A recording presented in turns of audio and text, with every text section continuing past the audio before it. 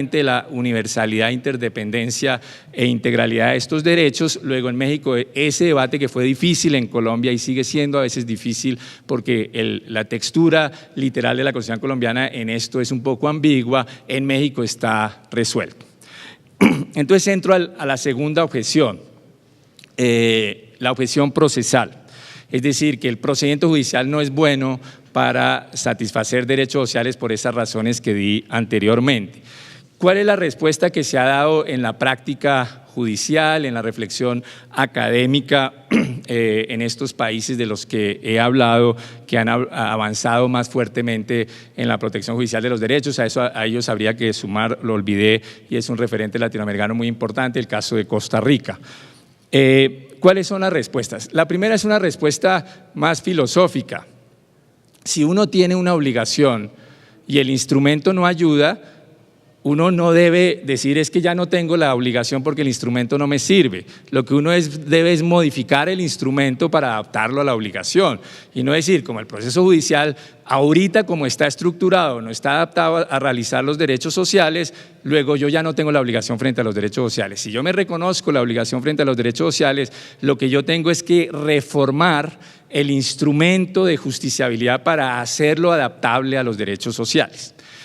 Por eso es que creo que el debate del amparo en México hoy es muy relevante para pensar qué reformas al amparo hay que hacerlo para ajustarlo a la protección de los derechos sociales, porque hoy yo creo que la Constitución mexicana ordena la protección de los derechos sociales.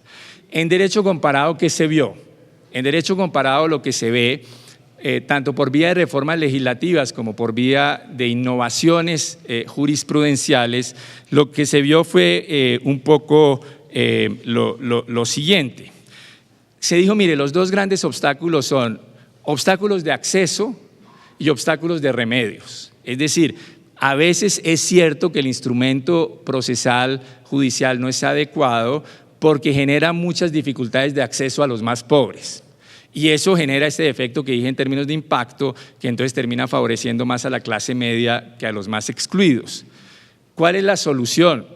Pues es muy simple, teóricamente, en la práctica puede tener dificultades. Rebaje los estándares de acceso en materias de derechos sociales para hacerlos justiciables. Es decir, flexibilice el acceso a los instrumentos de protección de derechos, en el caso colombiano, la tutela, o en otros países otros mecanismos de protección. En el caso colombiano eso se logró porque una de las grandes innovaciones en el año 92 en la regulación de la tutela fue que es un instrumento de protección de derechos directo muy informal. Yo sé que en México hay un debate de que para poder presentar bien una acción de amparo toca ser más o menos Einstein por las dificultades técnico-procesales que tiene. Y en Colombia tomamos lo bueno del modelo mexicano, que es la idea de una acción de protección directa a los derechos, pero tratando de quitarle eso que se veía como negativo. Yo en Colombia una tutela la puede presentar, y no exagero, cualquiera. Hay ciertas tutelas que son muy técnicas, las tutelas contra decisiones judiciales, pero una tutela en general la puede presentar cualquiera, tanto que la gran amenaza de los hijos a sus padres, sobre todo si han trabajado en la Corte Constitucional, es: si no me dejas salir a esta fiesta te presento acción de tutela.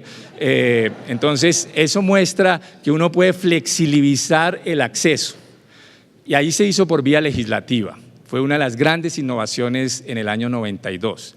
Pero la segunda vía es que se puede hacer por innovación jurisprudencial si la legislación no ayuda. Y ahí hay dos ejemplos interesantes. De un lado, el ejemplo de la India. En la India, en los años 70, la Corte Suprema de Justicia modificó sustancialmente las reglas de acceso, las reglas que llaman los norteamericanos de standing, para precisamente permitir el acceso de los más pobres, y lo hizo por vía puramente jurisprudencial. Por ejemplo, si a veces le llegaba una carta de protesta sobre un asunto relacionado con violación de derechos a la Corte Suprema de la India, muchos jueces de la India decían: esta carta se vuelve un caso. no tiene que tener las formalidades de una demanda, y a partir de eso armaban casos, con lo cual democratizaron el acceso a la judicatura, con lo cual se quita de una vez la objeción de que los derechos sociales justiciables son solo para clase media. Son solo para clase media si uno mantiene estándares de acceso muy formales y muy difíciles. Y el segundo ejemplo es en el caso colombiano, por vía judicial también, y a veces por vía legal, la posibilidad de convertir casos individuales en remedios colectivos. Es decir, la posibilidad de transformar una serie de presentación de casos individuales en decir, como tenemos que dar una respuesta colectiva a este asunto, consideremos que estos casos individuales reflejan un problema más estructural y entonces demos órdenes más estructurales. Siendo la única que puede hacerlo para evitar, digamos, proliferación de este tipo de acciones que puede ser problemática en términos de política pública, la Corte Constitucional dijo: yo me reservo esa facultad solo para la Corte Constitucional como tribunal de última instancia en materia de protección de derechos fundamentales. Es la teoría de los remedios estructurales. Es decir, que si los problemas de violación de derechos sociales están asociados a problemas estructurales, pues pueden los jueces dar órdenes estructurales. Y entonces el sistema procesal se muestra adecuado a resolverlo. Un ejemplo es lo que llaman en Colombia la figura del estado de cosas inconstitucional.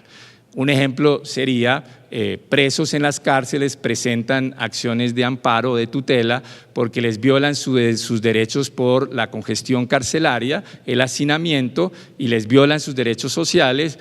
Pues no tiene sentido que la Corte dé una orden de: señores autoridades penitenciarias, a este preso evítele el hacinamiento carcelario.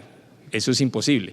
Pero la Corte sí puede decir: mire, todos estos casos reflejan un problema estructural de las cárceles, señores autoridades, tomen las medidas para resolver el problema del hacinamiento carcelario.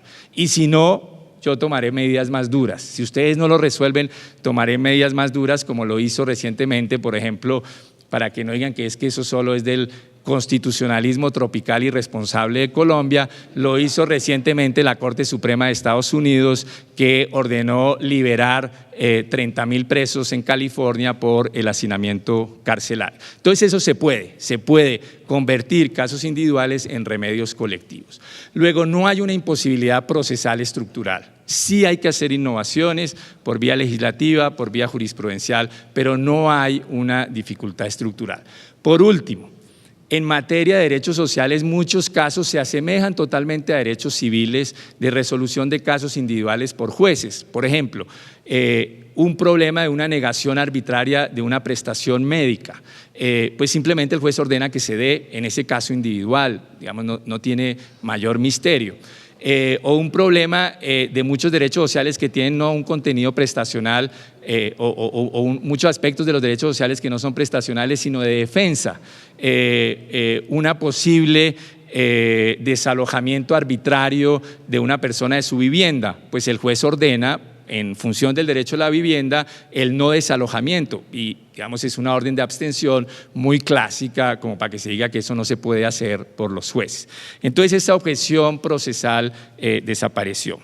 Y viene la objeción de la legitimidad democrática. Y la objeción de la legitimidad democrática en Colombia fue enfrentada con dos tipos de argumentos.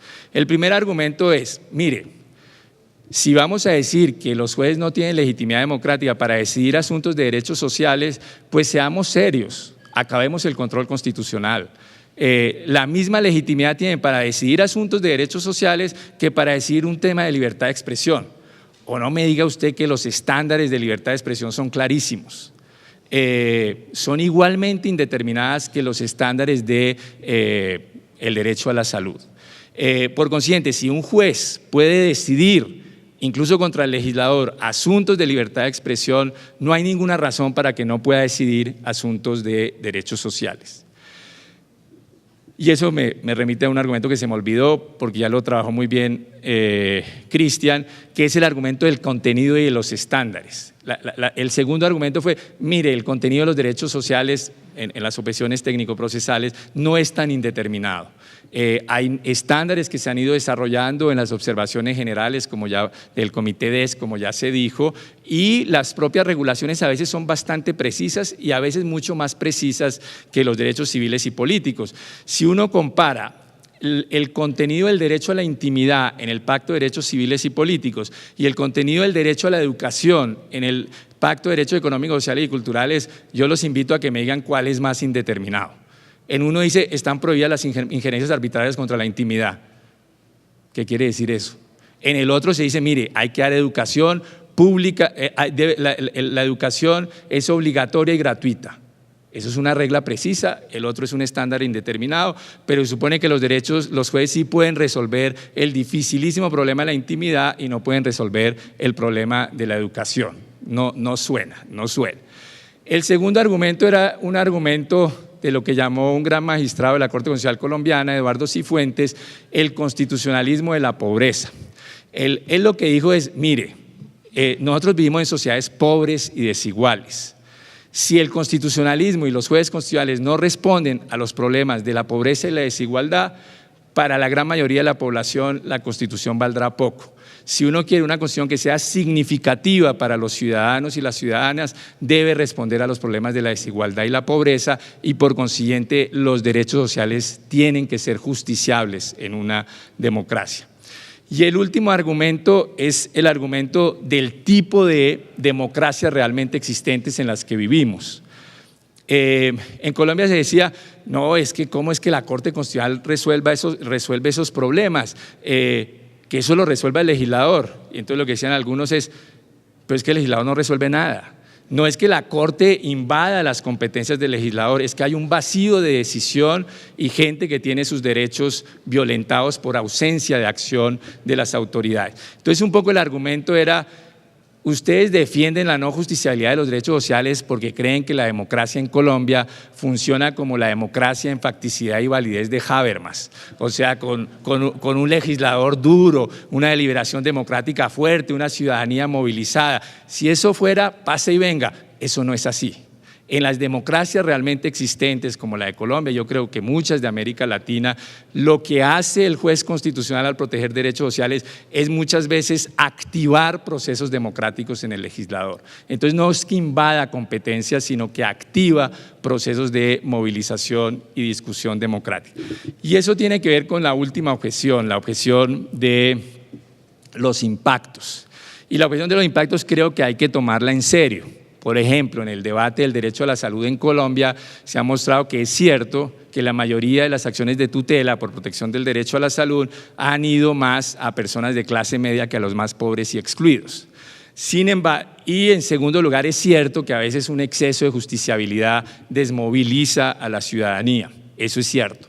Sin embargo, la objeción no es que no haya justiciabilidad de los derechos sociales, sino que los jueces tomen en serio esos riesgos. Y entonces, si se toma en serio esos riesgos, uno va a flexibilizar el acceso a la justicia para que no solo accedan las clases medias, sino también los más pobres y excluidos. Tomar decisiones pensando en el impacto sobre los más pobres y excluidos. Y también tomar decisiones tomando en cuenta el impacto sobre la deliberación y la movilización ciudadana. Y si eso es así, con eso entro al último punto que hago muy brevemente por limitaciones de tiempo, eso muestra que puede haber malas justiciabilidades y buenas justiciabilidades. Y si uno quiere tomar, digamos, ejemplos del constitucionalismo colombiano, no lo puedo desarrollar en detalle, pero digamos, uno de los casos está en un libro de César Rodríguez y Diana Rodríguez que se llama Corte Constitucional y Cambio Social y está disponible libremente en nuestra página web. Es comparar, digamos, el caso de la Corte Constitucional colombiana frente al tema de los deudores hipotecarios, que yo creo que ahí la intervención fue más polémica, y frente a los desplazados, que yo creo que es una intervención absolutamente democrática y que es difícil de cuestionar. En la primera, ¿por qué creo que fue problemática? Fue problemática, este era un caso en donde muchos deudores de clase media y a veces de clase alta, muy pocos de los sectores más pobres, empezaron a perder sus viviendas por un manejo de la política hipotecaria que empezó a hacer crecer mucho las tasas de interés y las deudas de los deudores hipotecarios. Yo creo que obviamente ahí la Corte debía intervenir y protegerlos, ese no es el punto, sino que como intervino lo hizo de manera, a mi juicio, antitécnica. Por ejemplo, tomó decisiones muy problemáticas, como decir que siempre la tasa de interés de los créditos de viviendas debe ser la más baja del mercado. Y eso es muy problemático porque implica un subsidio siempre a los deudores hipotecarios, y si un deudor hipotecario es de clase alta, yo no entiendo por qué por presupuesto nacional uno debe subsidiarlo, y cerró el proceso de discusión política de cuál era la política más adecuada de vivienda. Entonces yo creo que ahí la Corte debió intervenir, pero es una intervención que es problemática, no creo que haya sido muy redistributiva en términos sociales y tampoco que haya estimulado la discusión democrática.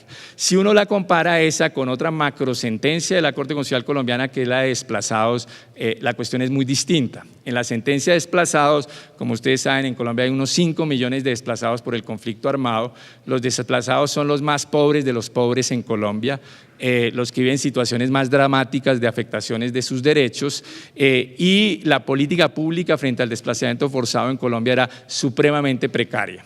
¿Qué hizo la Corte Constitucional? Retomó varias acciones de amparo o de tutela, las volvió un caso colectivo de estado de cosas inconstitucional y empezó a darle órdenes al gobierno para enfrentar el desplazamiento, pero la característica de esas órdenes, ¿cuáles fue? Como dice César Rodríguez, la característica fue que fueron órdenes abiertas, pero con supervisión estricta. Es decir, le dijo, usted tiene que hacer algo frente a los desplazados, tiene que mínimamente respetar estos estándares. Ahora, ¿cómo lo haga? Es su problema, gobierno, pero tiene que hacerlo. Y segundo, no se crea que yo no voy a estar ahí. Yo como Corte Constitucional voy a estar vigilando el cumplimiento de esa sentencia que lleva una ejecución de unos 5 o 6 años. ¿Cuál es el resultado? El resultado es que eso ha generado una discusión pública de la política frente al desplazamiento, porque lo que la Corte hace son audiencias para seguir esa política pública. No tiene sesgos a favor de la clase media, los desplazados son los más pobres que viven en situaciones más difíciles, y ha mejorado, no lo que uno quisiera, ahí está el debate, ha mejorado la situación de los desplazados, al menos en ciertos derechos, por ejemplo en el derecho a la salud y en el derecho a la educación. Hoy los desplazados tienen acceso al servicio de salud y al servicio de educación semejante al resto de la población colombiana. Y entonces eso muestra que uno puede tener una intervención muy fuerte que no vulnere el principio de liberación democrática ni la separación de poderes y que garantice por vía de justiciabilidad los derechos de los más pobres y excluidos. Y con esto termino. Creo que estas experiencias comparadas del caso colombiano, pero no es el único, hay una sentencia en el caso Berbisky sobre cárceles en Argentina que muestra también la posibilidad de remedios estructurales deliberativos. En Sudáfrica, en el caso Grootboom, hay también un ejemplo de sentencias que protegen el derecho a la vivienda sin interferir excesivamente en la configuración de las políticas públicas por el legislador y el gobierno, que muestran que uno puede combinar y debería combinar una protección fuerte de los derechos sociales con remedios judiciales flexibles, un acceso ampliado a la justicia constitucional y a la justicia ordinaria, y que en esa medida uno puede al mismo tiempo tener protección judicial fuerte con democracias cada vez más fuertes y vibrantes. Y estoy seguro que México se encamina en esa dirección.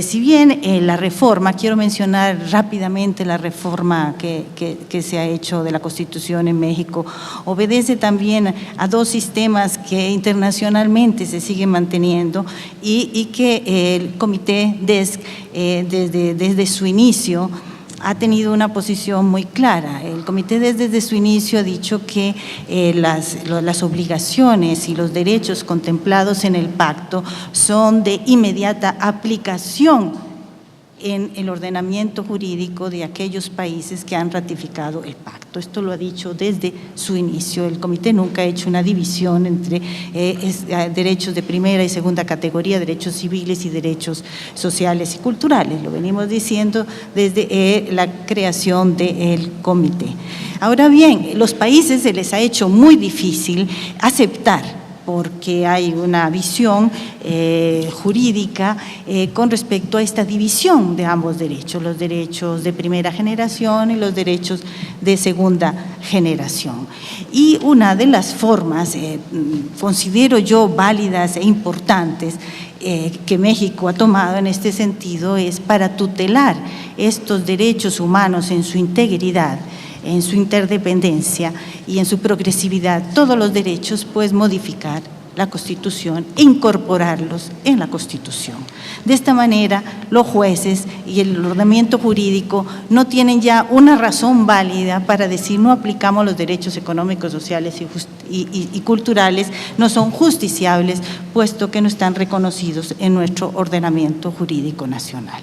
Es una forma muy válida y realmente muy progresista de haber zanjado de alguna manera esta dicotomía que no permitía aplicar a los jueces directamente las disposiciones del pacto y a los sujetos a los cuales se le había violado los derechos, pedirlos directamente ante los tribunales y presentarlos ante las Cortes.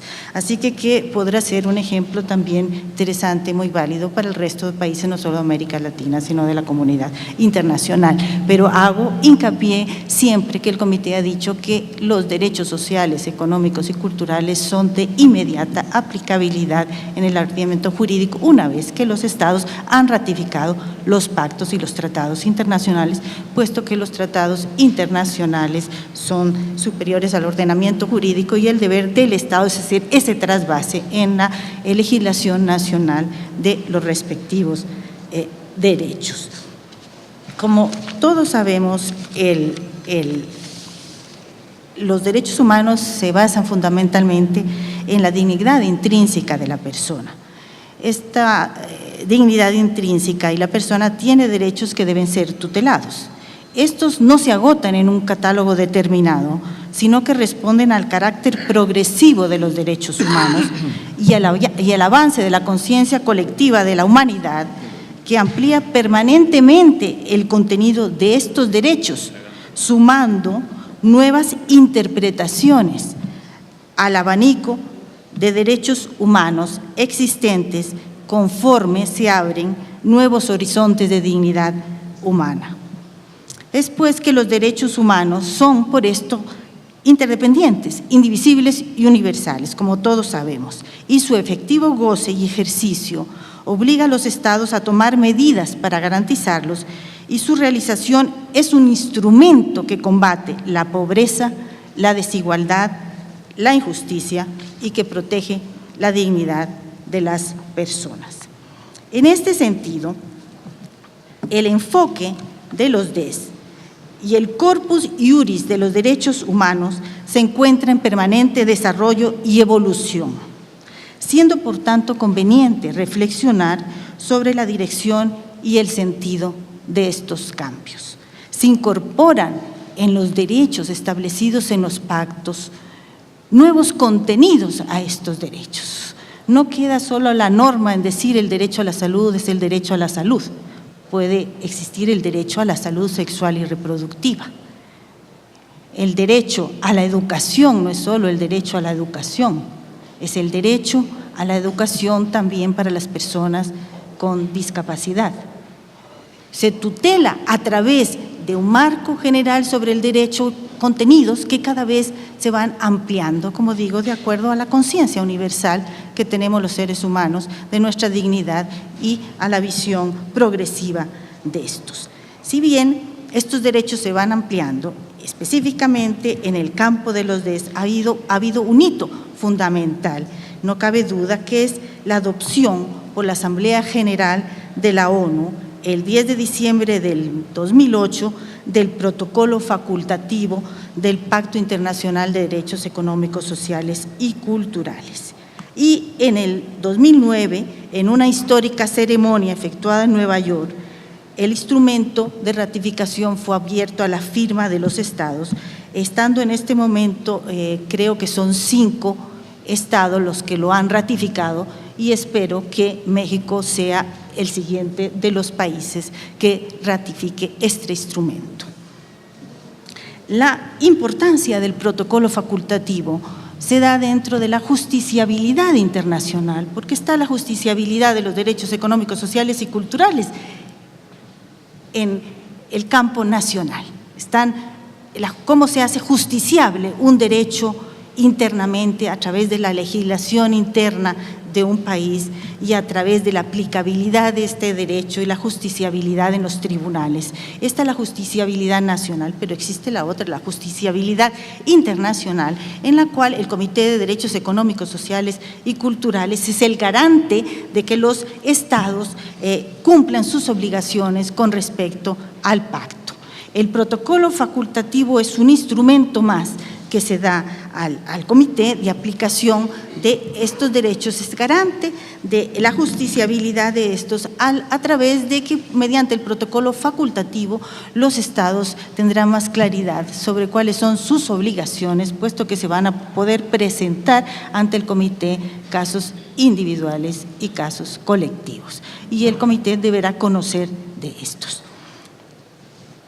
El significado múltiple del protocolo facultativo en el terreno de los derechos humanos en general y en particular viene a llenar un vacío de más de 40 años, al dotar finalmente a los titulares de los DES de procedimientos efectivos de protección internacional, dando término a una injustificable asimetría con respecto de los otros tratados del Sistema Universal de Derechos Humanos que disponían de este esencial recurso de un protocolo para la validación práctica de los derechos contemplados en cada uno de los referidos instrumentos internacionales. La adopción del protocolo facultativo zanjó definitivamente cualquier duda o debate, incluso en el ámbito académico, sobre un supuesto distinto valor o naturaleza de los DESC respecto de los otros derechos humanos consagrados en el sistema universal. Se recordará que diversos actores estatales han pretendido eludir sus obligaciones bajo el tratado, atribuyéndole indebidamente un carácter meramente programático. Ya lo ha dicho anteriormente Cristian, cuando se consideraban como derechos sociales meramente programáticos los DESC, y no un contenido normativo de aplicación inmediata. Ello llevó al comité en los primeros años a concentrar sus esfuerzos en reafirmar, como les mencionaba, por todos los medios a su alcance, la índole jurídica de los derechos y demás obligaciones estatales. Es evidente que la adopción del protocolo facultativo reafirmó a escala universal que los DES son parte integrante de los derechos humanos, tienen el mismo valor que los demás derechos humanos. Además, durante todo el largo proceso negociador del texto final del protocolo facultativo, se logró descartar posiciones abanderadas por algunos países que abogaban solo por un protocolo facultativo parcial que solo cubriera las partes 2 y 3 del pacto, dejando de lado la parte 1 relativa al derecho de la libre determinación de los pueblos, cuya inclusión fue apoyada por países del mundo en desarrollo. Se descartó también un enfoque a la Carta que hubiera permitido que cada país eligiera los derechos que consideraba que podían ser incluidos en el sistema de protección. En todo el proceso de redacción del protocolo facultativo, como ustedes bien ven, se manifestaba esta dicotomía permanente entre los derechos civiles de primera generación y los derechos económicos, sociales y culturales.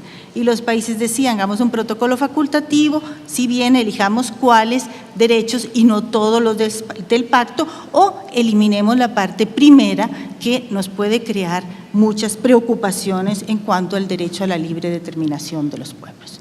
Finalmente, se consiguió aprobar un protocolo facultativo que cubriera la totalidad del contenido normativo del pacto, de acuerdo a los principios de universalidad, interdependencia e interrelación de los derechos humanos. Si se hubiera aprobado un protocolo a la carta o se hubiera mutilado el texto, estaríamos en contradicción con los principios de universalidad, interdependencia e interrelación de los derechos humanos. Eso fue un paso adelante, un paso importantísimo en la defensa y en la tutela de todo el sistema de derechos humanos internacional.